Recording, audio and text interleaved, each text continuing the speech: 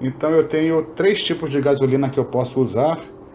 Ainda tem uma quarta opção, que se nenhuma delas der resultado, ou seja, se nenhuma delas evitar a pré-ignição e a detonação do combustível, eu teria a opção ainda de misturar mais álcool na gasolina para aumentar a octanagem.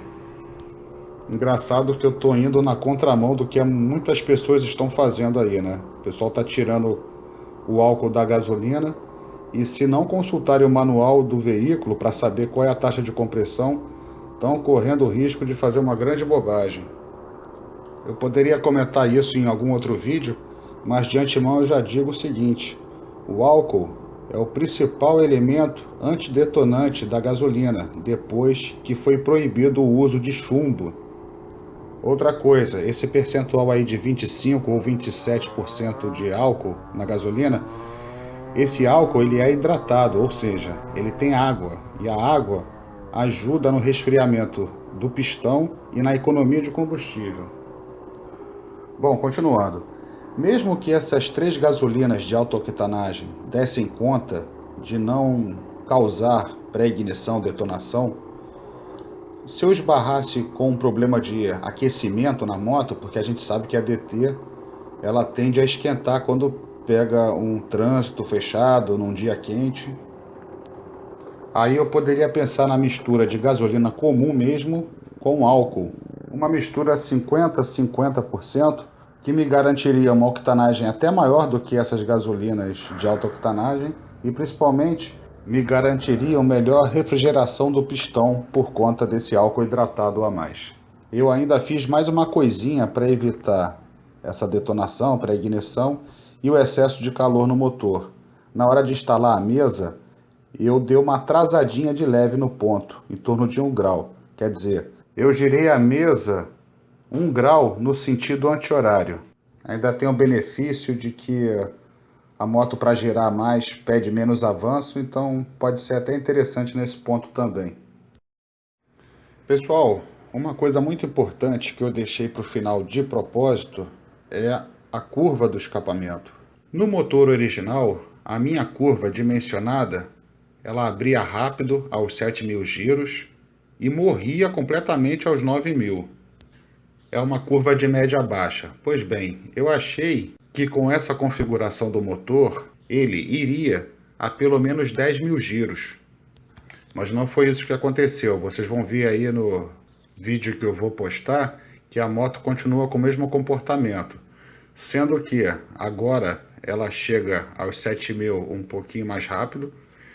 Dos 7 aos 9.000 ela também vai rápido, mas continua morrendo aos 9.000 RPM. Isso me serviu para ter uma boa noção de como é o escapamento que dita o comportamento da moto. Não me adiantaria muito ter feito uma configuração só de alta no motor e usando esse escape, por exemplo.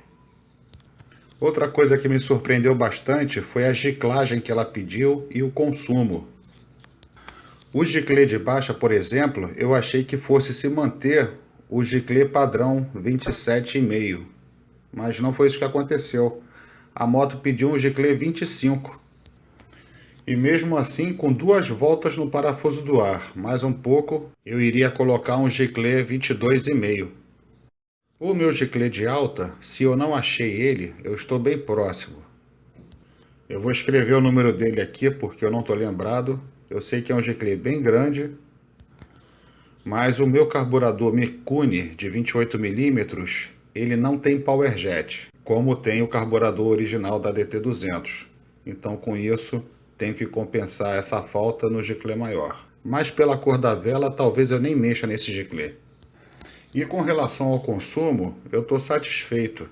Parei no posto, enchi o tanque, zerei o odômetro, rodei mais de 130 quilômetros. Aí quando eu parei no posto de novo, enchi o tanque e fiz as contas de qual a média que tinha dado. 7 litros e 95, 134 quilômetros. Então 16,5 km por litro está bem razoável para mim. Então é isso, pessoal. Para finalizar, eu garanto que tem DTs rodando por aí com virabrequim original, só que bem acertadas, que vão dar couro na minha moto. Isso é um fato. Eu não fiz uma moto para agradar os outros, eu fiz uma moto para agradar a mim mesmo. E ela já está conseguindo fazer isso por mim. Só resta durar milhares de quilômetros. Deixar rolando aí esse videozinho, enquanto eu estava procurando o giclê de lenta correto para ela, a melhor ponto de transição do lenta para média.